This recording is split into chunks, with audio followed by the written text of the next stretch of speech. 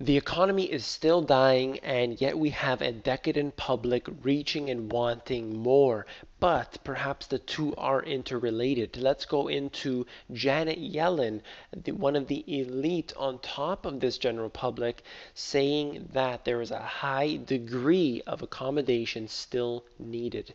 And of course, Janet Yellen is the proponent who wanted negative interest rates if it was possible. So they want your money being stolen not just through inflation, but through negative interest rates. And what is she saying here? That inflation was well short of the Fed's goals. They want to keep that rate under 2%. And of course, the only way they can get there is by manipulating the numbers as they do. I've gone into this before, but essentially they're using numbers that couldn't possibly be real. They couldn't represent the actual cost of living increase, because when you don't include energy and when you don't include food and other things, of course you can get the rate down to 2%. All they have to do is continuously subtract the things that are going in, and of course it's going to seem like that. If they the way they do this is totally fraudulent. I've gone into it before, won't get into it on this video. So she gets into saying that the rate is going to stay near zero, the interest rates here, for a considerable time after the Fed ends its bond purchase program. So they brought the whole bond buying program from 85 billion a month down to 65 billion. They did this over 2 consecutive times, and it very well could go down again to 55 and so on and so forth. But how do we really know what they're printing? How do we really know that these numbers are actually legitimate? Because as we were told with a $16 trillion bailout, we got all the numbers and we saw that their balance sheet and the amount they printed during that time is completely, they don't match up at all. So where is this money going? Of course, it's totally off the books. The numbers that we're getting are totally fraudulent. I'll get to that in a moment. Essentially, what I wanted to get to here is that they said at some point they're going to stop this bond buying program, and a short period of time later, they can then let the interest rates rise. But you can be sure of one thing, that the interest rates are going to stay at 0% for the foreseeable future. So speaking of the asset purchases here, look at the Fed's balance sheet. It went over $4 trillion recently. And you can see I chose from the year 2000 on purpose, but basically there was a steady line continuously increasing their balance sheet year over year. That's what was happening.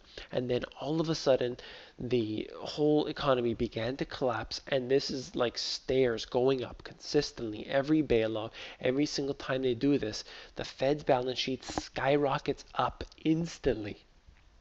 So what happened to that 16 trillion? Where is it? It's not on here and will not be included. However, even just this number, you can see that in just such a short period of time, they multiplied all the money that was created before it, and then in like a year's span created more money. This is so unbelievable. How could this possibly be sustainable? And the fact is that it's not. But if you ask Jamie Dimon, he says that the massive 4.5 trillion balance sheet is actually small. That's how they manipulate these things, because they can get this out to the public, and Business Insider pushes their agenda out to the public, and of course they will just read it and they'll think, sure, Jamie Dimon knows what he's talking about. He's one of the biggest in this industry, and when you take his word for it. However, when you have $4.5 trillion that they're willing to admit, what is there behind the shadows that they're not admitting?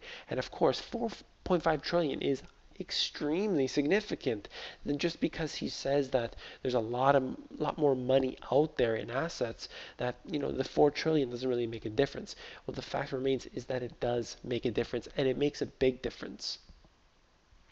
So, it's not just the US that's doing this. That's the whole point I'm trying to make. Once one domino falls, they will all fall down. Japan right now is under a debt burden. It's mounting, according to this article out of Bloomberg here. And it shouldn't surprise anyone when they've been printing like crazy for decades and now done an unprecedented trillions of yen being printed right now in order to try to get the economy moving again, and it has no effect on it whatsoever. Why? Because you can't pump blood into this dead carcass that is this economy and try to have it continue to live. It doesn't work like that. The economy's dead, and the more jobs they ship overseas and the more bailouts you give to the banks, it's not going to help it at all. All you're doing is taking money from the middle class and you're funneling it to the elite. That's the message of my video today.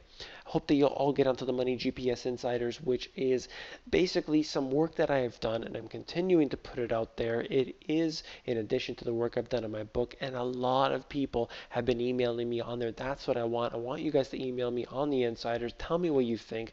Tell me your opinions of the world, the economy, of the emails I send out, and everything, and we could correspond through there. If you want to get on there, it's at the bottom of the moneygps.com. You just put in your email address, and you'll be hearing from me.